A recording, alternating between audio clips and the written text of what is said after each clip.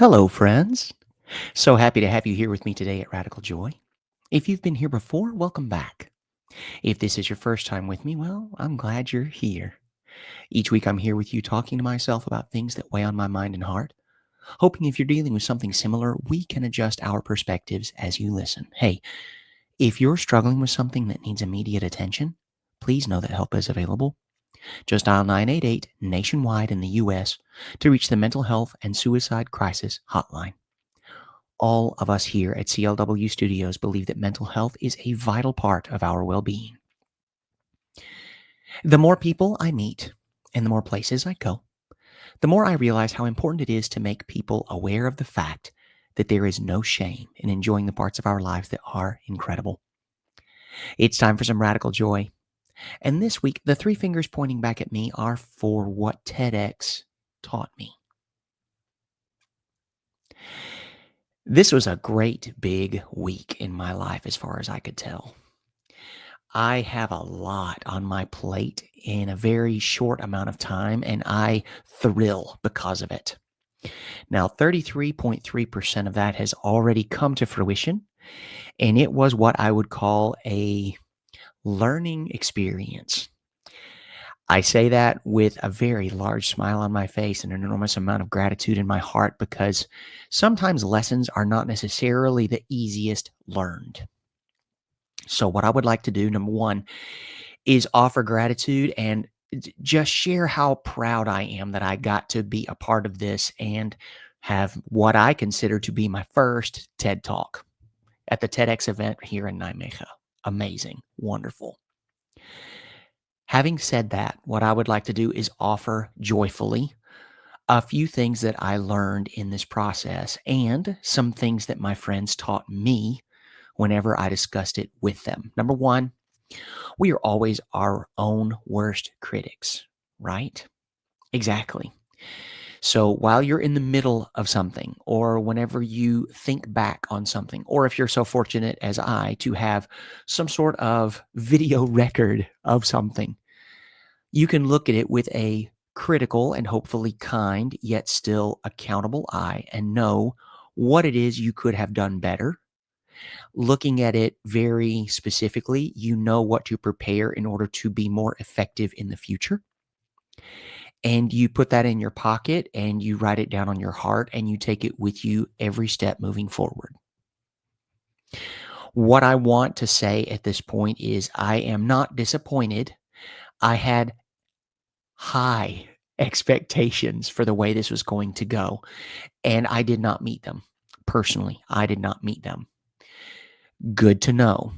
Because what I'm going to do now is not lower my expectations. What I'm going to do is be kinder to myself whenever I reach 70 to 80% instead of high 90s. Because 70 to 80% of something that you threw yourself at feels pretty great regardless. While rehearsing and homeworking and all of these kinds of things, one goes down a rabbit hole of YouTube and TED and all of these other websites where you see these incredible speakers with these thrilling and engaging topics. And you're like, oh my God, yeah, I would love to do that. Not only for what it puts into the world, but also what I would love to do for the world myself specifically. And you watch it and you're like, "Oh my God, please let this be that." And then when it doesn't happen exactly the way that you had hoped, like, "Okay, okay." And you walk away with your feelings on skint knees, right? If I'm going to make my feelings a person, I'm going to anthropomorphize that into a human being.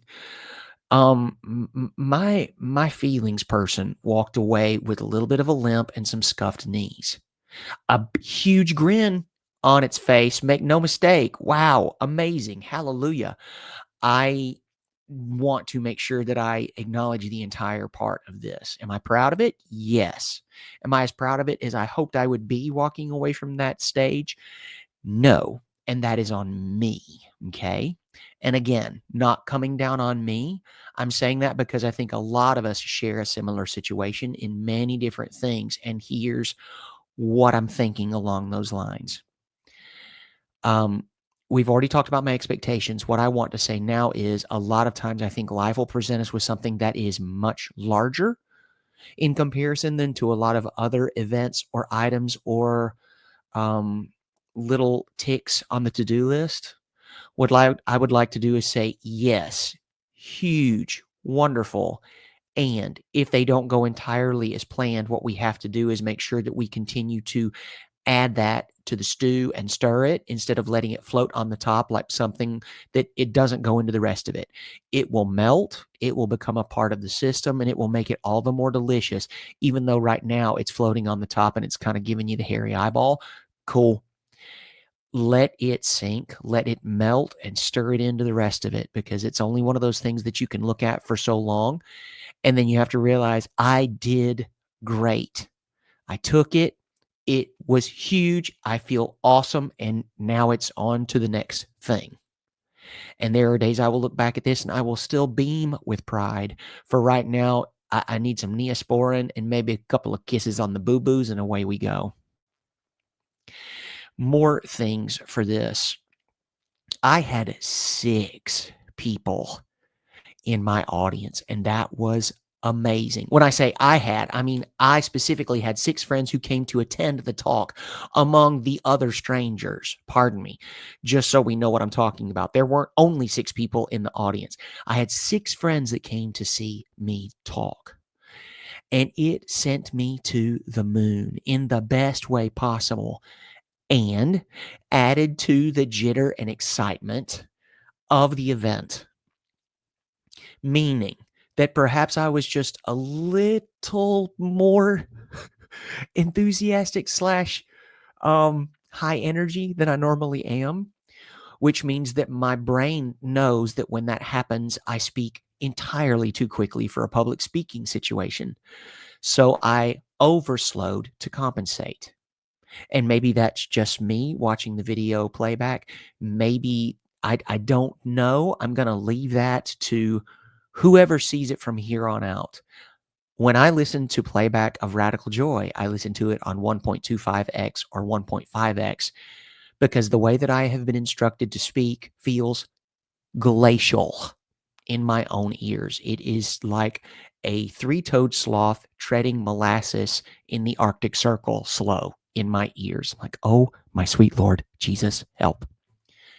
It may not sound like that to the rest of the world. And if that's the way that is, great. And I continue to remind myself of these things.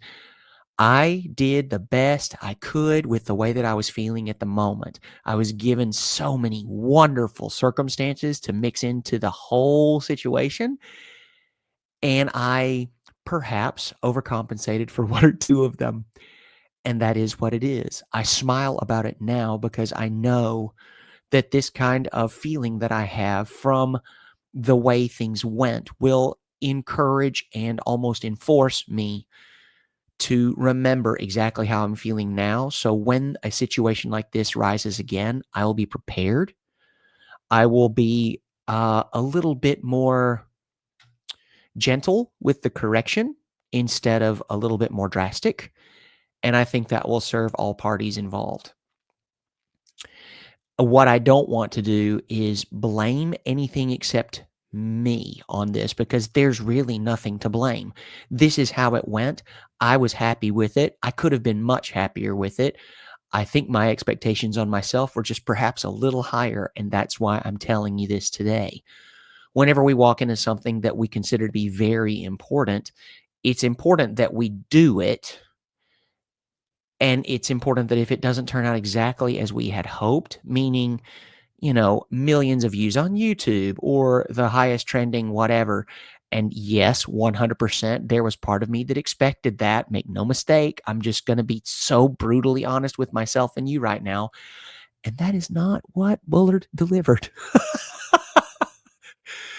And that is what it is.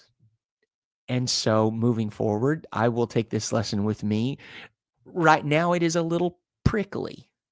It will continue to grow and soften, and it will be better for me in the future because everything is learning, literally all of it. And I would not have traded anything for that experience.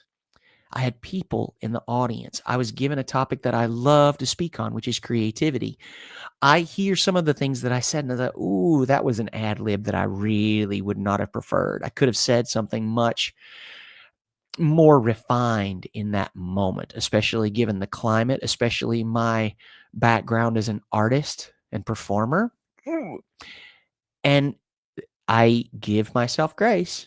I do. And know that whenever we talk about this in the future, I will come from a much more educated stance and I will know how to phrase that more aptly so it really communicates exactly how I feel about the situation instead of putting people on edge. I am allowed mistakes, as are we all. And here's the thing, I'm not trying to stir anybody up to try to get a better listen at this, just so we're clear. This is not one of those things like, well, tell them you really flubbed it and then everybody's going to want to listen. No, I don't feel like that at all. I really don't. I did not meet my expectations, and I think that my own expectations of this were very high. And so I brought that here in hand to offer to all of you to say, hey, when you do that to yourself, please understand that it may hurt for a second. That doesn't mean that we give up. That doesn't mean that we slink away into some sort of shadow to lick a wound. That means we take a hot second and we look at what happened. We put pen to paper. We give it a really serious look. And then we start to assess again. How many times have I said that? Whenever we have a dream, in any era of our lives, we work toward it and we continue to check back in with it just to make sure that it's what we really, really want out of our lives. This was a moment of reassessment for me, and it has never been clearer that I would love to continue doing these kinds of things. And instead of trying to put on some sort of face or deliver what I think people expect, I need to be more true to who and what I do, who and what I am, and give that in the very specific and loving way that I have grown into being able to do to deliver. That's the thing. People don't listen to what I have to say because they think it is necessarily healthy or wise or good or whatever. It may have elements of that. And if you think so, I appreciate the compliment and the faith. People listen because it's fun, because it is very specifically me and my voice. Again, not patting myself on the back. I think people tune in because I deliver things in a way that not many others would choose to do. And that's it. And that's the thing. That's the secret sauce. And instead of trying to be highfalutin or fancy or blah, blah, blah, blah, blah, what I want to do is just be me.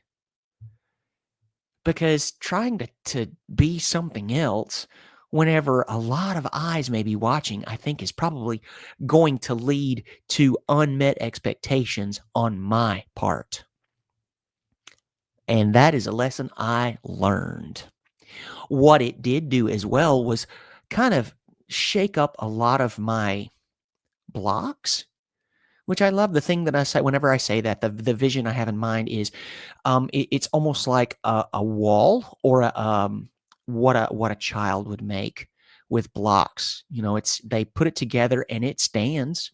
It is standing. It is an edifice built at the hands of people that really have an idea of something and they want to build it, and they have. Well done. It's not the most stable or sturdy. And so whenever it gets shaken just a little, chances are very good it's either going to shift into something more stable or it may fall. And that's okay too. What it does now is it shows you where the weaknesses and the faults were in what you did before. And these are very objective nouns, okay? Weakness and fault, not meaning a weakness in character or a fault in your reasoning. It means that what you're building had spots that needed strengthening. So we're going to give it a shake and we're going to see where those were. And when we rebuild, because now all of these elements are lying at our feet in pieces, and that's good.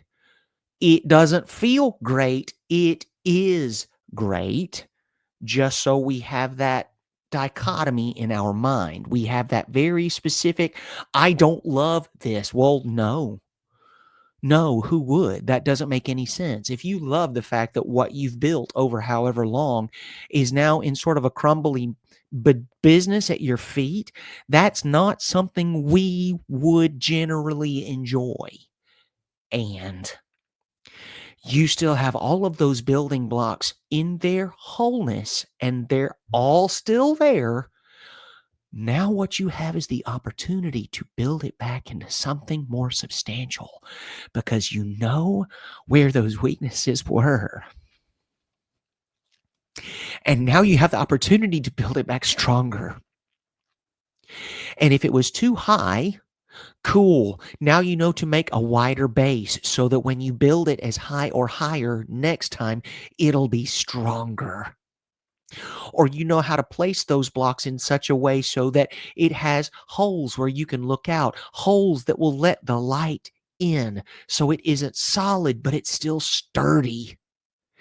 And you can look out and see others and they can look in and see what you're trying to do.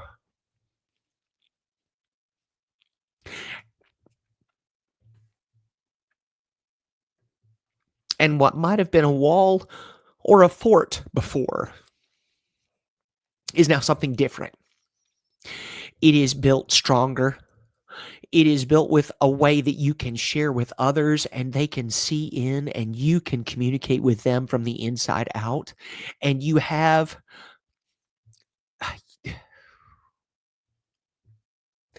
an avenue of exchange.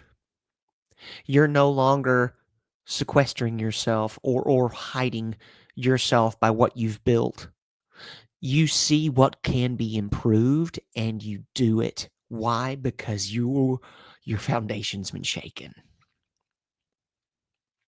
And that's important because the next time your foundation shakes, you get to see what falls off and what continues to stand.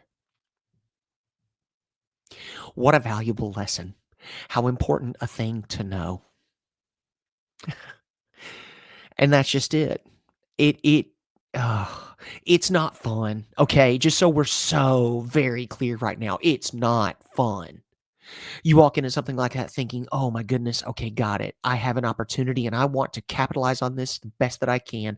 This could be a huge opportunity to get whatever message I have out to the world."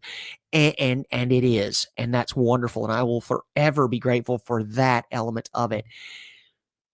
And whenever something unexpected happens, you got to take a hard, long look at exactly what just went down to know how we move forward from something like that because it'll definitely shake you. Okay, cool. And that's what we do. And then I put it up on Facebook. You know, it was one of those things where I needed a couple of days. I needed a rest. Oh boy, did I need a rest. What I needed was a belly full and a good night's sleep, and I got both of them. I was surrounded by people who care about me incredibly deeply. Let me just, before I get into the next thought, I want to just say this. I have a friend here in the Netherlands. He and his wife are incredible. They're a very large reason of why I'm here now. They were both in the audience. And there was a point during my speech I said, close your eyes and imagine if you can. And watching them close their eyes, incredible. Also, once the talk was finished, I was still sweating from every pore and trembling all over. I tried not to hold my hands out during the speech because I am sure I was shaking like a leaf.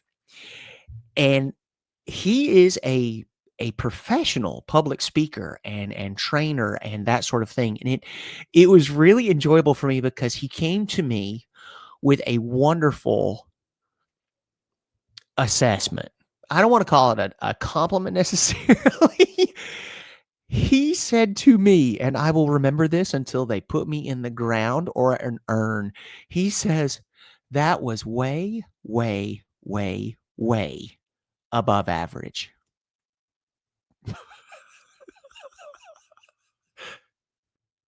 Thank you. Thank you for that. I really appreciate that. So, yes. And that's the thing. That sort of dovetails into what I wanted to say about what I assessed publicly on my social media a couple of days later after my thorough sleep and my um the thorough stuffing of eating my feelings and making sure that I had enough to eat so that I didn't worry about it as much anymore. I honestly, I wrote this out. Probably a lot of what we've covered today in this episode, I put on my socials, my Instagram, my Facebook, my whatever. And the people had the most wonderful things to say. My people, not the people, my people came and said, you know what? You set out to do the thing and you did the thing. Like, don't be too hard on yourself because you still went up there and you flipping did it. And these are things you don't think about whenever you're sort of doing the postmortem of this life event, this huge event that you try to prepare for as best as you could, and it did not go as expected. Okay, and what? Great. Next, we learned. Super. And we know you learned, and you put it out here for all of us to hear, and you shared it. Like, great. Next, awesome. Our expectations of ourselves are so much higher than basically, probably, anybody else in the world.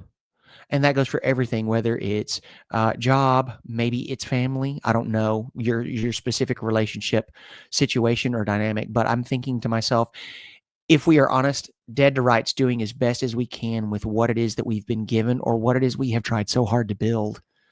I want to say that it's going to be really hard to disappoint people who come to watch you succeed. And what it is you do with the people that you love the most is probably going to look as good as you want it to them in their eyes. So whenever you start to feel a little bit shaky, insecure, that kind of thing, I honestly do, that you have people in your life that were there for me whenever I was feeling a little shaken about this entire situation and are honest with you to give you a candid assessment, especially knowing what you know and moving forward, you're going to do even better with it. Let me just say this again. I want to make sure that I'm so clear on this. I'm not harshing myself whenever I talk about these kind of things. I am not giving myself any kind of terrible about it. I'm not beating myself up.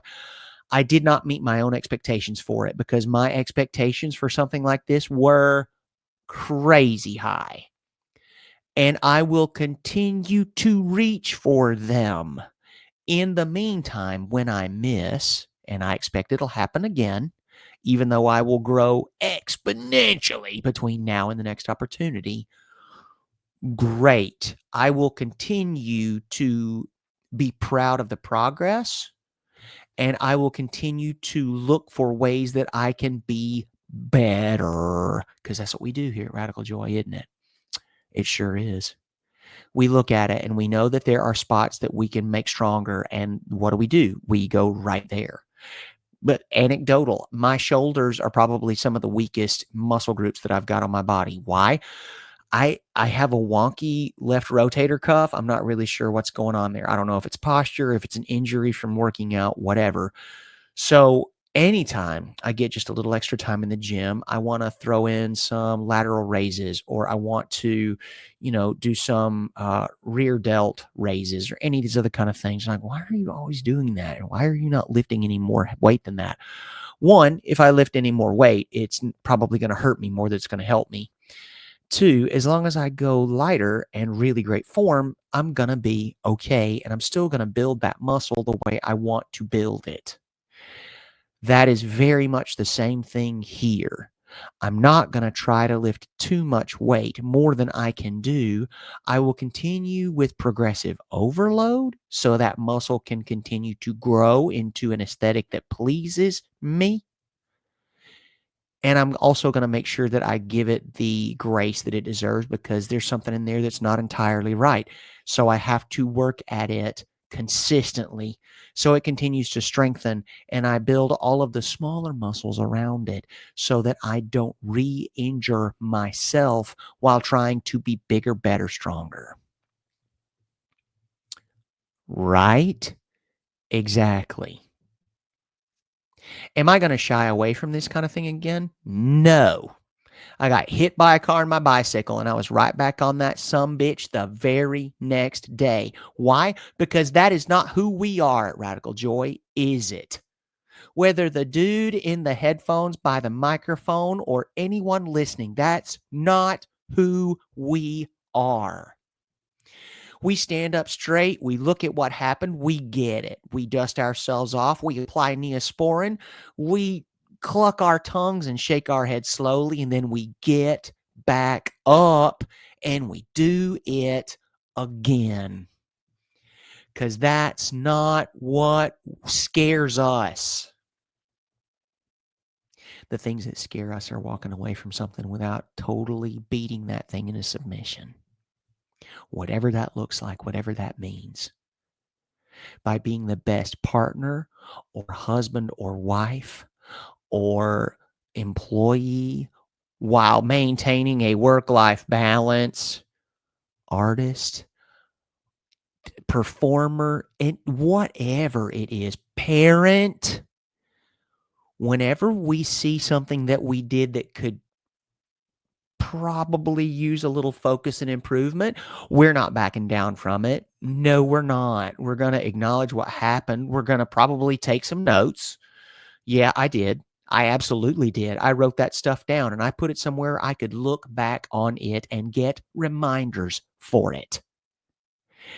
And get just a little bit of neck hug from the people who love me the most. I put in there, it's like, hey, I'm not looking for compliments, and I want you to know I'm not downing myself. What I'm doing is sharing this because I am holding myself accountable solidly and gently. And here we are. And that's just what it is. In a week's time, am I going to look back at this and be thrilled about it? I sure hope so. I really do, because the more I think about it, the more I'm like, okay, yeah. And I'm not making excuses for what happened. I continue to put reasons as mortar around the thing that I'm building now as I rebuild the good thing that I did into the good things I am still waiting to do. Because you can't keep doing the big stuff if you've got all your blocks around your feet. You got to keep building. Now you're smarter.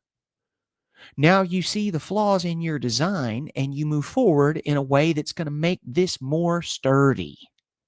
It's going to make it last longer. It's going to make it so that you can continue building on it instead of having to take just a minute to sort of rebuild to where you thought you were before into something that's now an even taller foundation to continue to build your masterpiece, your tower to heaven, however you want to look at it. And the thing we're not going to do is get mad or stay mad about it.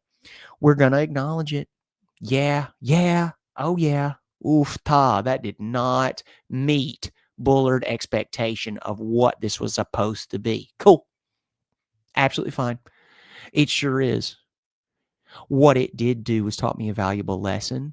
It also showed me that something that I thought was well beyond my grasp, especially at this point in my life, career, however we want to look at it, journey, got it.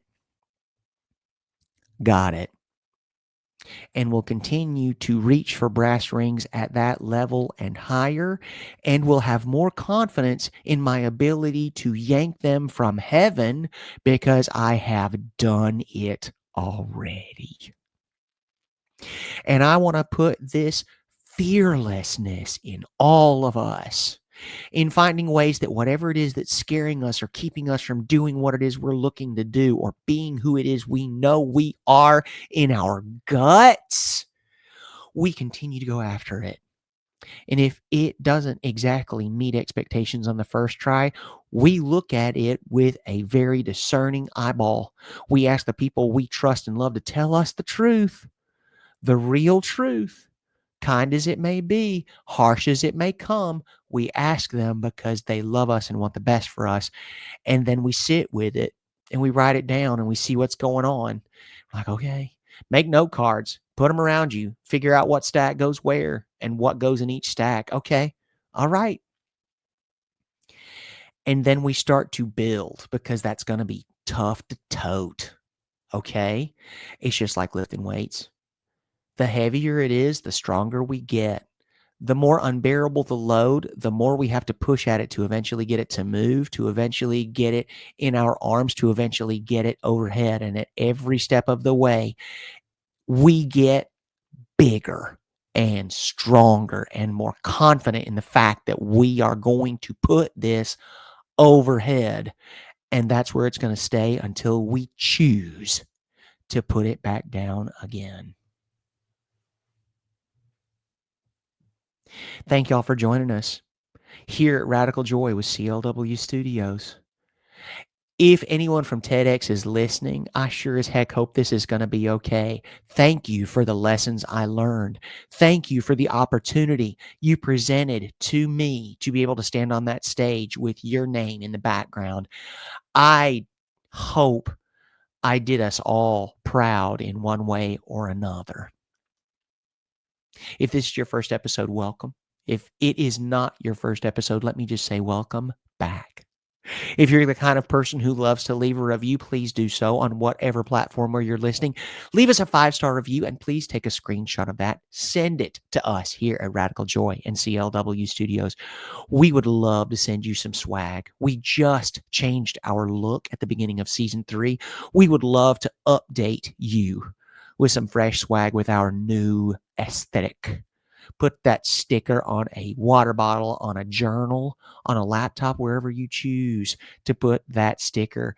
And please, if this is helpful for you, tell your friends, folks who you think might benefit from joining us here at Radical Joy.